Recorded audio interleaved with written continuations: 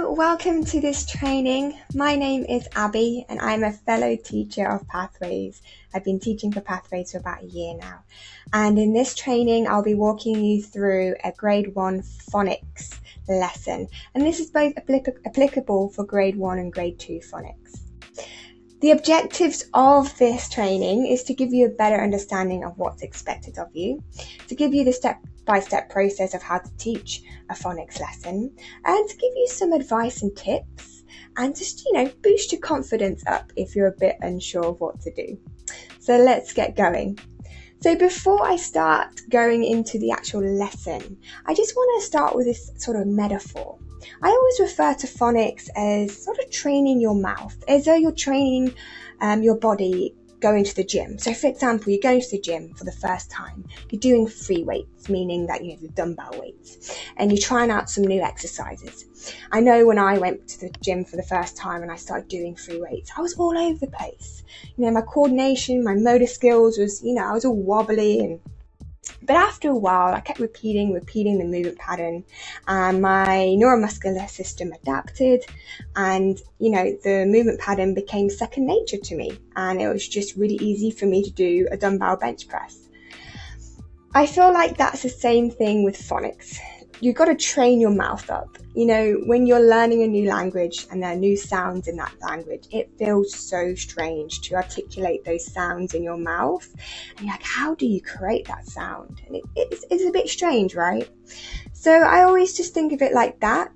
And the students we're training with the phonics is that they're training their mouth up, and they're just creating those neuro pathways. So their neuromuscular system needs to adapt, and they need to practice until it becomes sort of second nature to them. So just bear that in mind. And another few things is that just bear in mind of our different dialects. So for example, the letter O. In British English, I would pronounce it as O, but in American English, they pronounce it as like an R sound. So there are different ways to pronounce letters. There's no right or wrong way, it's just the nature of English language, which is great. We have different ways of sort of speaking the language. And it's just, the students are going to be learning, the sort of American dialect, Australian dialect, English dialect. So whatever, but just bear that in mind, right?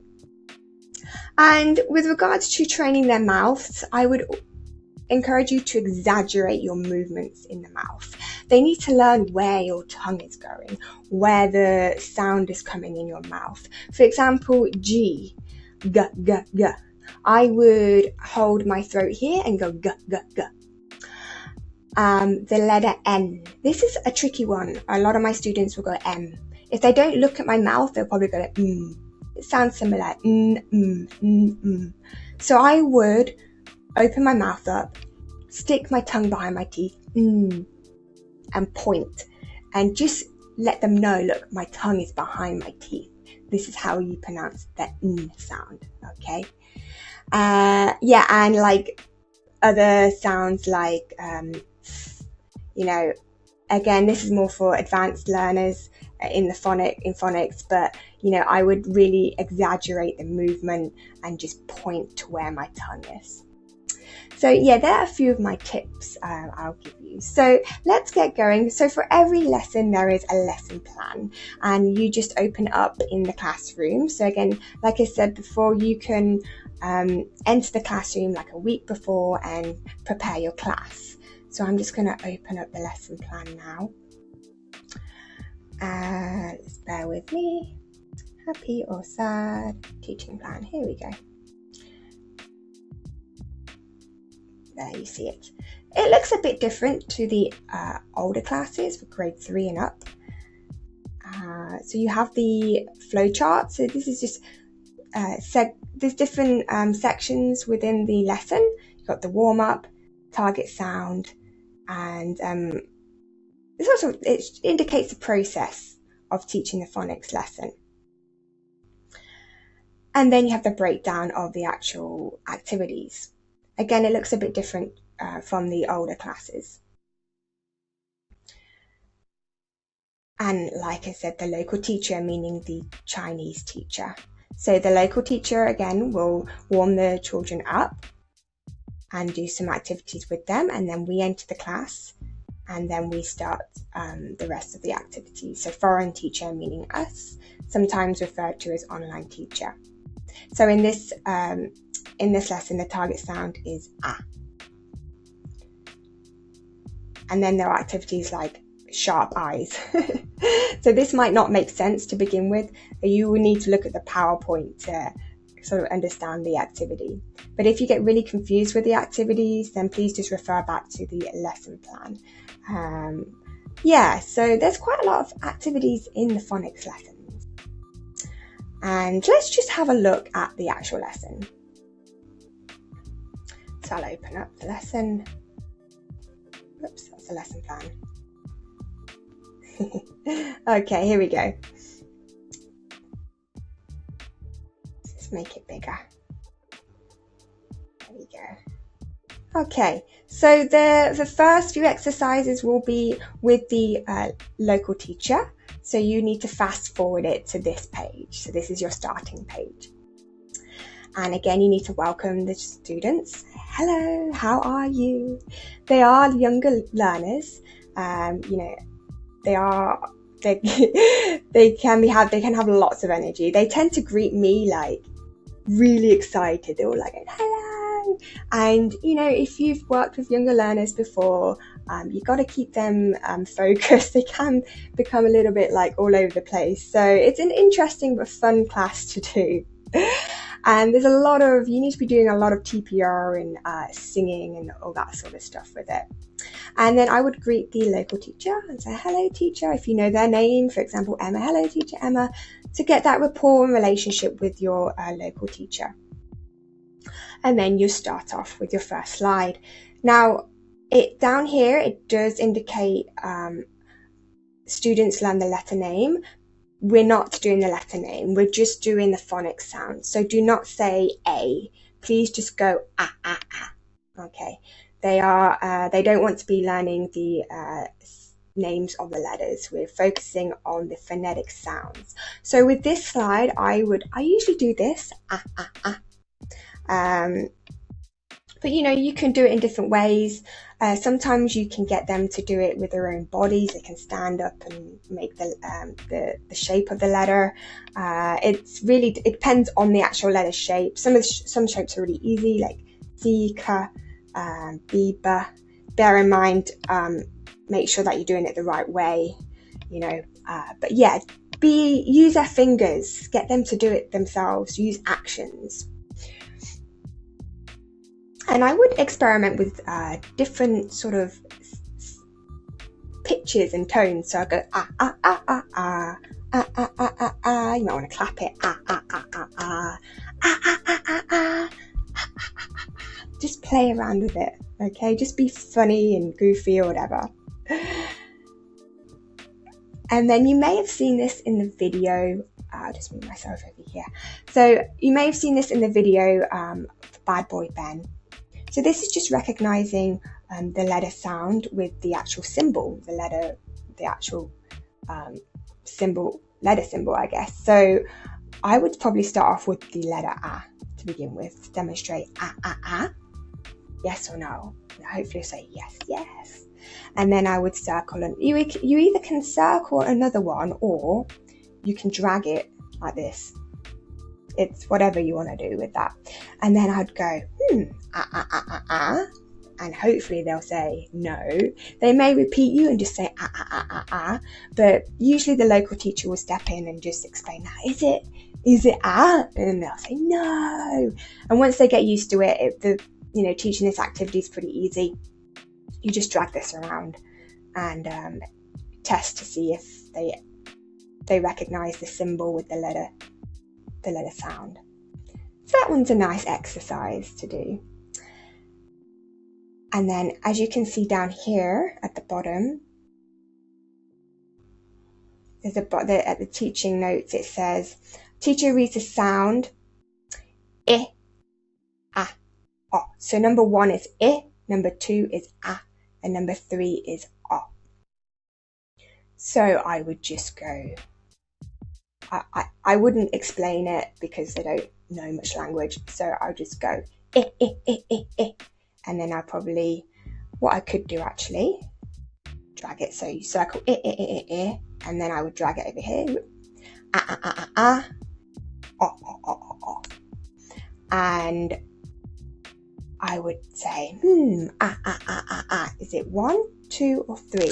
Ah, ah, ah, ah, ah. And if they get stuck, I would do it again. Eh, eh, eh. Ah, ah, ah. Oh, oh, oh. Ah, ah, ah, ah, ah. And hopefully they'll say 2, 2, 2. The local teacher may help as well with it, trying to explain this activity to them. You may even want to write the letter sound. Actually, it comes up on here in animation. Here we go. So you might want to circle it. Ah, ah, ah, ah, ah. And then what number is it? So there's no concrete way of teaching this. You've got to experiment with it. It's a process. The activity looks very simple, but you've got to think about breaking it down and thinking about how the student's going to interpret this activity. They may just parrot you and repeat what you're saying. So, there are things like that. I'm sure with younger learners, it's a process of breaking the activity down so they actually understand it. But again, once you keep teaching these lessons, it'll get easier and easier, and you'll get more familiar with the ability of your class. Another sharp eyes activity. So this is a story, and the story comes with a set of phonetic sounds to create words. So these are the set of sounds that we need to pre-teach the story. And they may know the sounds. So the idea of this activity is you elicit the sound out of them. So t, t, t, t, t. Depending on the ability of the class, they may be completely beginner and have no clue about phonetics. And so this might take a while. There's a lot to learn. You've got to appreciate that in their language, they use symbols, completely different symbols to our Roman alphabet. So they've got to learn another alphabet, another set of symbols really. And there's a lot of them. So there's actually a lot to take in. So just bear that in mind. But they may know it. Again, it depends where you are in China. If the class is south of China, they may have a higher ability than the people up north. It's not always the case, but just bear that in mind as well. But I would just see if they know it, and they might just say ta ta ta ta, and yeah, ta ta ta ta ta. If they don't, I would then I would do this with my hand, and then I would get them to repeat it, and maybe look at the mouth so they can see what I'm doing with my mouth. And it's the same process. We're just going through the letter sounds with them and try to use TPR with it. They should know that one, so I wouldn't tell them that. Okay, and then we move on. So this is another activity to sort of reinforce what they've just learned. So you have a letter. So the first letter they need to recognize is A, and this is explained at the bottom of the PowerPoint. Which letter says A? So the whole point of this activity, you press it and it says E. Okay, so you say A. Is it A? Okay, yes or no? No, it's not A. Again, you do it again. A. No. And then A.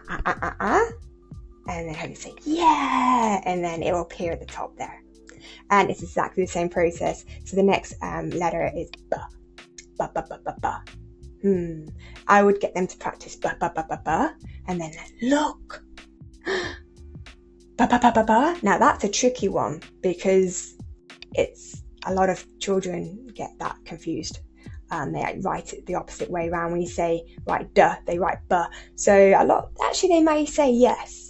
That's a tricky one. And hopefully they'll say yes, and so on. So it's the same process. I think this is quite a cool activity. I think it's fun for them.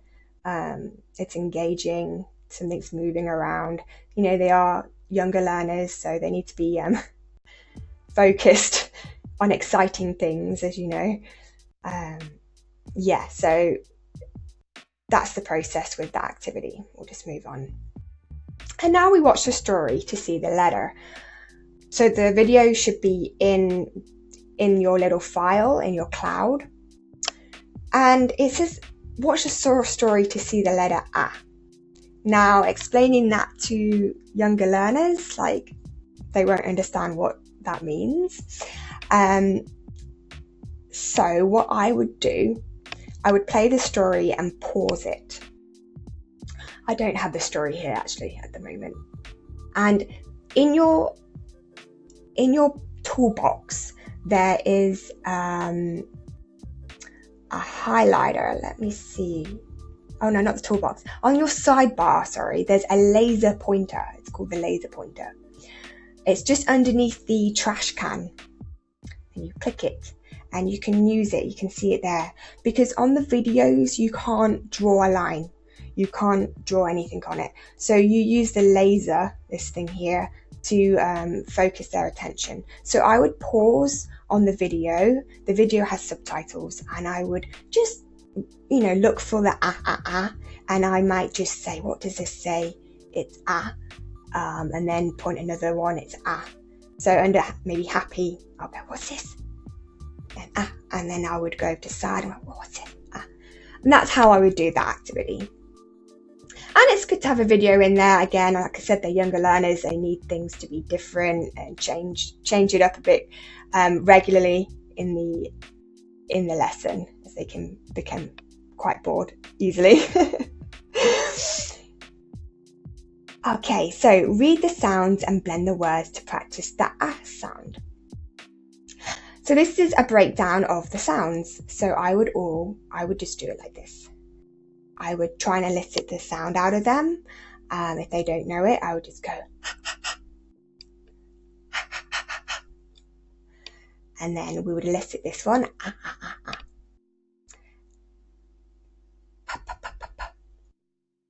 E. Now, happy is not a phonetic word. It's not completely phonetic. They still have to learn the rules of English language, and they'll have to learn that Y at the end of the letter ends up as an E sound. Probably not the best word to start with, but they need to learn that anyway. So they might get a bit confused. Hopefully the local teacher will explain that to them. But we'll teach it like that to them. So we elicit all the sounds, so H, A, P, E. And then you could clap it. H, A, P, E, H, A, P, E, H, A, P, E.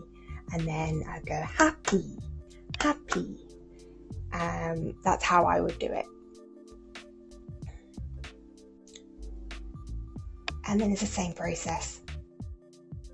So I would elicit a, d, a, d, a, d, sad.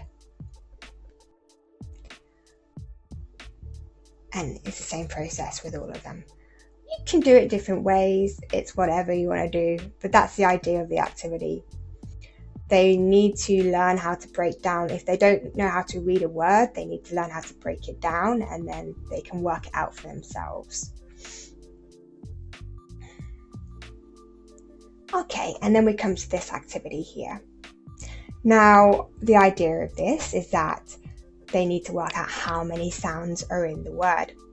Now, putting myself in a kid's head or in someone else's head, I may look at the grid with the circles. I may think, it's connect 4, or I may think it's noughts and crosses, or I may think to look at the grid like this way, like 3, 3, 2, or whatever. Kids have amazing imaginations. They may look at that and think of loads of different things. So we need to make it clear, how to look at this grid and how to use it in the activity. So this is meant to be indicated as 2.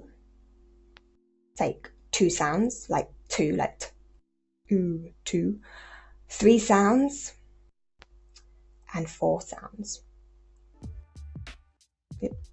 And then I would elicit how many circles. I would write 2 here.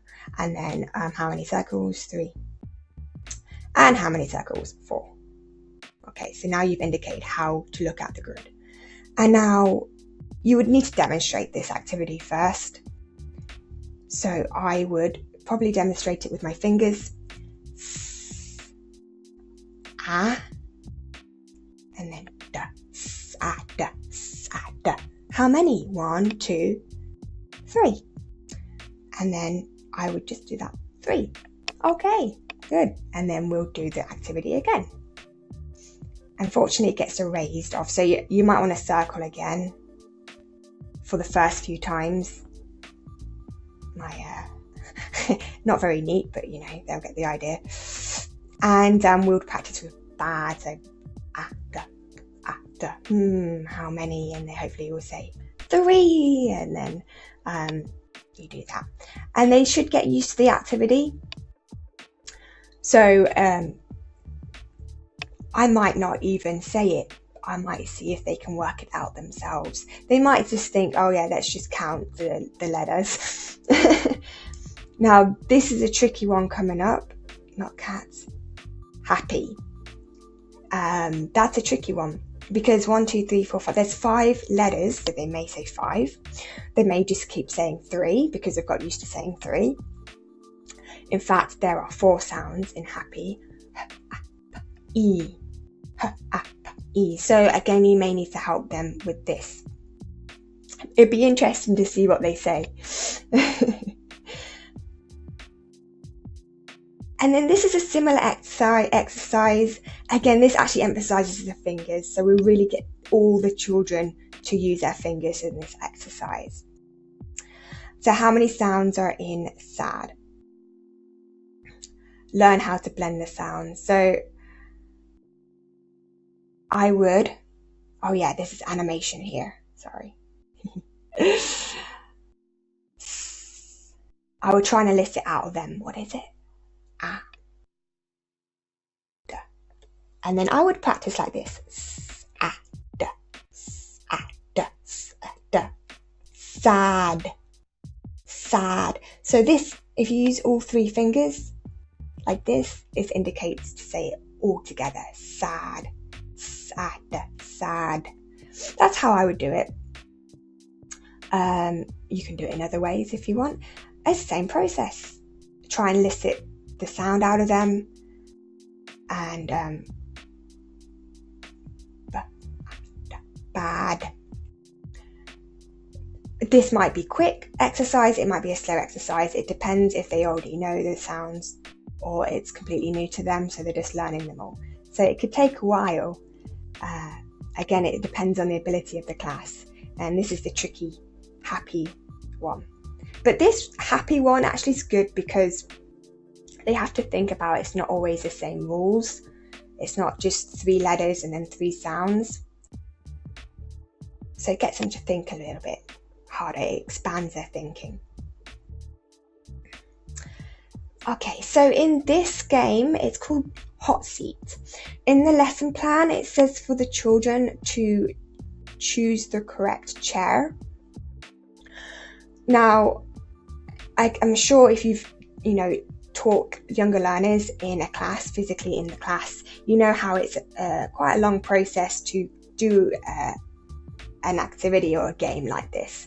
You need to be all organized, the children need to be focused and not talking, and you can't explain things to them, you have to demonstrate it to them, which is a process and it can take a little while.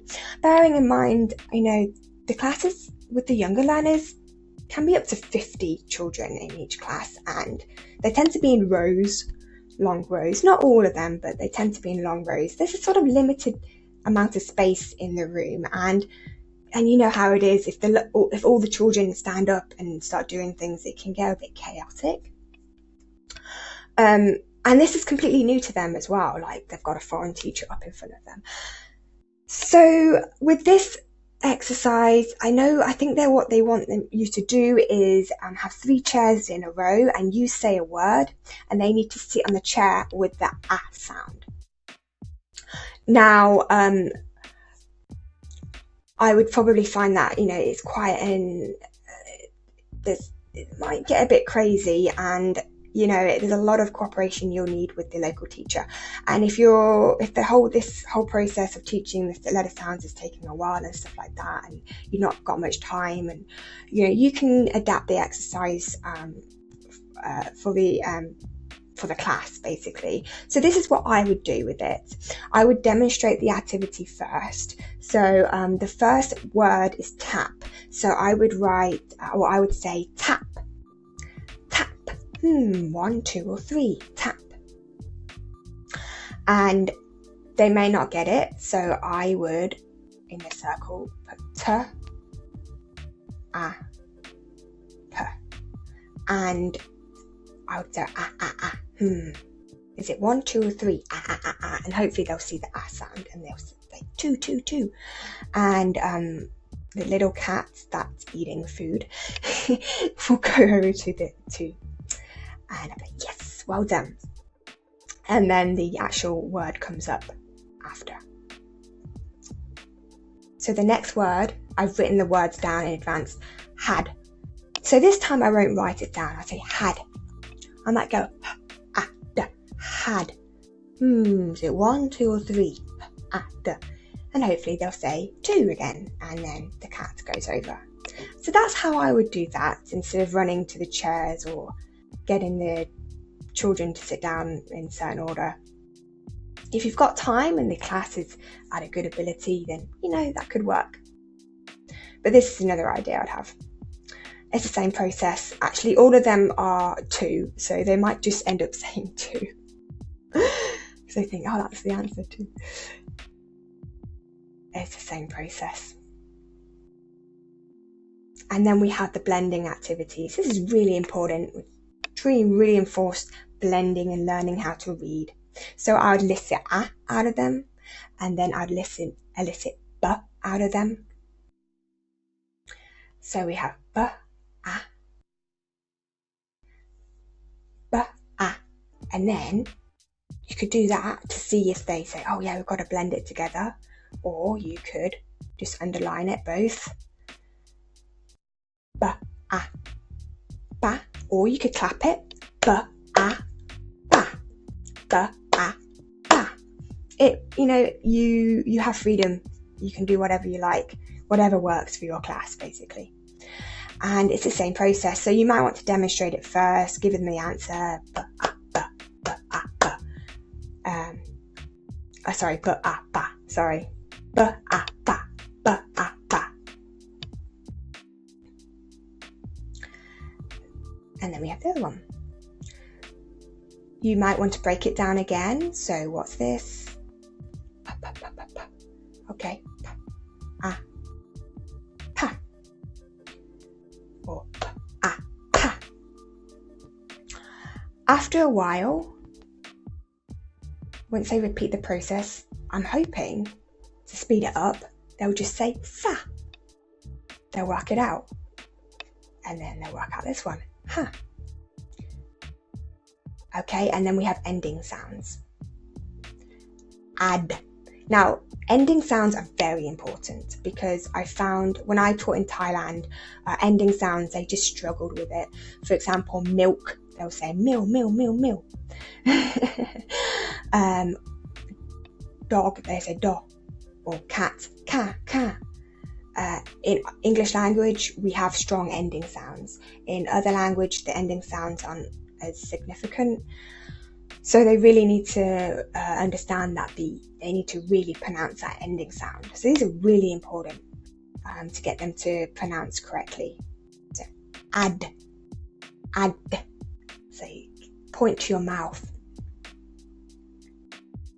And again. At. Exaggerate the sound. It seems unnatural, but they need to get used to saying it and seeing where the sound's coming from. And after a while, it becomes more natural as they say it. And it's the same process with the blending. Yeah. That's really good. So the difference between an and and they'll probably go an. But it's funny, but it's good because they really understand the differences in how to articulate the sounds. And then we have all the words, and these are new words now, so we're testing to see if they actually can start to read by themselves. So you can elicit f. So we've not taught this sound, so we need to probably teach it them first. So f, at, fat, fat, or you can clap it, fat, fat, however you want. The same process.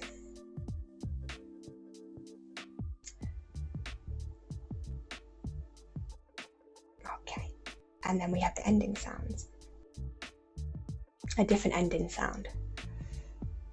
So there's actually quite a lot of blending here.